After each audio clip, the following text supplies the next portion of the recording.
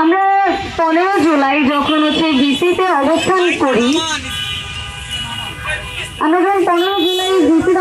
করি, তখন ছাত্রলীগের অনেক নেতাকর্মী আসে আমাদের উপরে হামলা করার জন্য। আমি জাস্ট আমার অভিজ্ঞতাটা শেয়ার করবো, কারণ আমাদের মতো অনেক মেয়েদের গল্পই আপনারা জানেন না, আপনারা সেটা ফোকাসও করেন না। আমারও তো অনেক মেয়ে আছে যাদের নিজেদের গল্প বলার মতো একটা প্লেসও পাই নাই বলার জন্য। আমি 15 জুলাই যখন ভিসিতে অবস্থান করি, তখন ছাত্রলীগের নেতাকর্মীরা, ছাত্রলীগের ভাড়া করার টোকাই যারা ছিল, তারাও সেদিন এখানে অবস্থান করতেছিল। আমি ভিসিতে যখন দাঁড়াই, তখন দেখতেছিলাম যে তারা আমাদের উপর হামলা করতেছে। আমি পিছন ঘুরতেই আমাকে মাথায় রড দিয়ে একটা আঘাত করা হয়। আমি তখনই জাস্ট পড়ে যাই। ভাবছিলাম যে তখন হয়তো ভেবেছিলাম যে মরেই গেছি, আমি আর বেঁচে ফিরবো না। তখন ওইখানে আমার 2.5 ঘন্টার মধ্যে কোনো স্মৃতিশক্তি ছিল না, কি হচ্ছে সেটাও আমি জানি না। আমাকে কোনো এক বড় ভাই ঢাকা মেডিকেলে নিয়ে যায়। এখানে আমাকে সেলাই দেওয়া হয়, আমি জানি না তখন কিভাবে কি হচ্ছিল।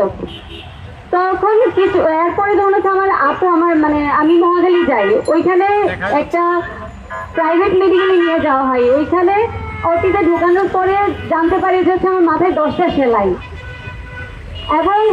এবং আমার এরকম পরিস্থিতি ছিল যে আমি অলরেডি 2বার বমি করেছিলাম। ডাক্তাররা অনেক রিস্কে ছিল যে আমি আদৌ বাঁচবো কিনা। পরবর্তীতে আমার আপুর বাসায় যাওয়ার পরে অনেক ঝামেলা হয় ওইখানে।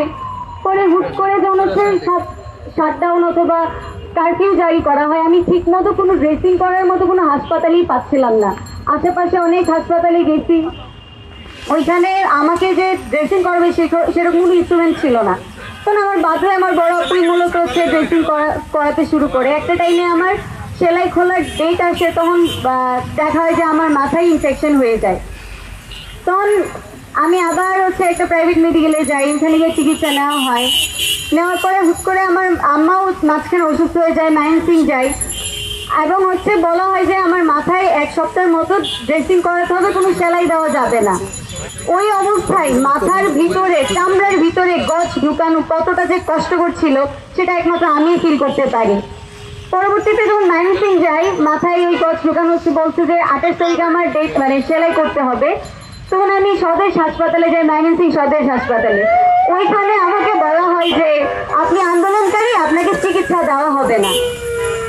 ওইখান থেকে আমি এটা শোনার পর ওইখান থেকে ডিরেক্ট বের হয়ে যাই। তারপর কোনো মতো হচ্ছে আমি ময়মনসিংহ মেডিকেলের পরের দিন যাই। ওইখানে বলা হয় যেই মেডিকেলে যাই, ময়মনসিংহ সরকারি মেডিকেলে, তখন হচ্ছে যে ডাক্তারের আন্ডারে যাই, উনি আমাকে বলে দিচ্ছিলেন তুমি যে আন্দোলনে আহত হয়েছো সেটা তুমি বলবা না, কারণ পরবর্তীতে আবার ঝামেলা করবে, আমাকে চিকিৎসা আবারও দেওয়া হবে না। তখন আমি চুপ করেই ছিলাম। তখন সেখানে আহত হওয়ার পরে আমাকে ওইখানে সেলাই দেওয়া হয়। পরবর্তীতে যখন আমি বাসায় আসি, তখন শুনি যে অসহযোগ আন্দোলনে ডাক দেওয়া হয়। তো আমরা একটা প্ল্যান করি যে আমরা সেই আন্দোলনে অংশগ্রহণ করব গ্রামে থেকে। যেদিন আমরা প্ল্যান করি ওই দিন রাতেই হচ্ছে আমাদের গ্রামের যে নেতাকর্মীরা ছিল তারা জেলে যায়, এবং একটা টাইমে আমাদের নামগুলো থানায় দেওয়া হয় যে মামলা করা হবে। পরবর্তীতে এরপরে কিন্তু আলহামদুলিল্লাহ আমাদের স্বৈরাচারের পতন হয়।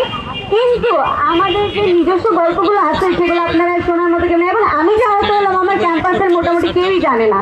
আমার গল্প আমি কোথায় বলবো, আমি বিচার কোথায় চাইবো, যেখানে বিচার এখনো পর্যন্ত, যেখানে তাদের ভিডিওতে স্পষ্ট তারা আমাদেরকে মারতেছে, ছাত্রলীগের নেতাকর্মী হোক যেই হোক, যে মারতেছে তাদের কাজকর্ম স্পষ্ট ভিডিওতে ধরা পড়ছে। কেন তাদের বিচারের আওতায় আনা হচ্ছে না? প্রশাসন কি করছে আসলে? তারা কি চাচ্ছে আবার ওই ছাত্রলীগদের একটা শেল্টার দিয়ে তাদেরকে আবার ওই ক্লাসে ফিরিয়ে নিবে? আমি তো মানবো না। আমার আঘাত কেউ ফিল করতে পারবে না। আমার অনুভূতিটা কি, আমি যতটা যন্ত্রণা সহ্য করেছি তারা কি সেটা সহ্য করতে পারতেছে?